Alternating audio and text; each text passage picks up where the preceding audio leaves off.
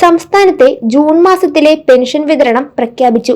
June മാസത്തിലെ ration വീതം അനുസരിച്ച് മഞ്ഞ കാർഡുള്ളവർക്ക് കാർഡിന് 30 കിലോ അരിയാണ് ലഭിക്കുന്നത്. കൂടാതെ 3 കിലോ ഗോതമ്പും സൗജന്യമായി ലഭിക്കും. 2 പാക്കറ്റ് ആട്ട 7 രൂപ നിരക്കിലായിരിക്കും മഞ്ഞ റേഷൻ കാർഡുള്ളവർക്ക് ജൂൺ മാസത്തിൽ ലഭിക്കുക. 1 കിലോ പഞ്ചസാരയ്ക്ക് 27 രൂപയും ആയിരിക്കും. പിങ്ക് കാർഡുള്ളവർക്ക് കാർഡിലെ ഓരോ അംഗത്തിനും 4 കിലോ അരിയും 1 കിലോ ഗോതമ്പും സൗജന്യമായി ലഭിക്കും. കാർഡിന് അനുവദിച്ചിട്ടുള്ള ആകെ ഗോതമ്പിന്റെ അളവിൽ നിന്നും 3 കിലോ കുറച്ച് അതിന് പകരമായി 3 പാക്കറ്റ് ആട്ട 9 രൂപ നിരക്കിലും ലഭ്യമാകുന്നതാണ്. നീല കാർഡുള്ളവർക്ക് കാർഡിലെ ഓരോ അംഗത്തിനും 2 കിലോ അരി വീതം കിലോയ്ക്ക് 4 രൂപ നിരക്കിലാണ് ലഭ്യമാകുന്നത്. വെള്ള കാർഡുള്ളവർക്ക് 6 കിലോ അരി കിലോയ്ക്ക് 10 രൂപ 90 പൈസ നിരക്കിലായിരിക്കും ജൂൺ മാസത്തിലെ റേഷൻ വിഹിതം. നീല കാർഡിന് അധിക വിഹിതമായി 3 കിലോ അരി കിലോയ്ക്ക് 10 രൂപ 90 പൈസ നിരക്കിലും ലഭ്യമാകുന്നതാണ്. ഈ മാസം ആർക്കും തന്നെ മണ്ണെണ്ണ ലഭിക്കുന്നതല്ല. കൂടാതെ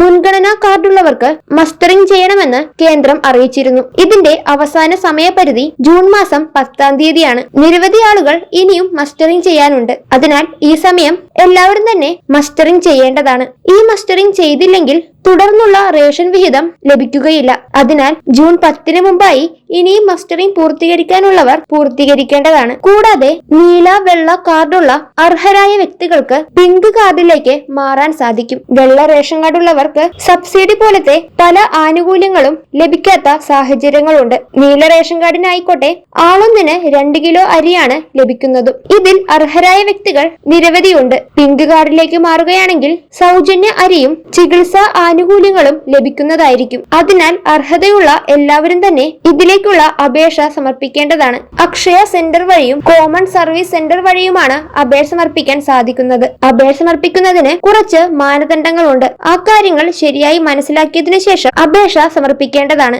ആദായ നികുതി അടയ്ക്കുന്നവർക്കും റേഷൻ കാർഡിലെ ഒരു വ്യക്തിക്ക് 25,000 രൂപയ്ക്ക് മുകളിൽ വരുമാനം ഉണ്ടെങ്കിലൊക്കെ പിങ്ക് കാർഡിലേക്ക് അപേക്ഷ സമർപ്പിക്കാൻ സാധിക്കുന്നതല്ല. സർവീസ് പെൻഷൻ വാങ്ങുന്ന വ്യക്തികൾ റേഷൻ കാർഡിലെ അംഗമാണെങ്കിലും ഇതിലേക്ക് അപേക്ഷ സമർപ്പിക്കാൻ സാധിക്കുന്നതല്ല. കൂടാതെ റേഷൻ കാർഡിലെ അംഗങ്ങൾ ആരും തന്നെ സർക്കാർ ജോലിയോ അർദ്ധ സർക്കാർ ജോലിയോ പൊതുമേഖലാ സ്ഥാപനങ്ങളിൽ ജോലിയോ ഉണ്ടാകാനും പാടുള്ളതല്ല.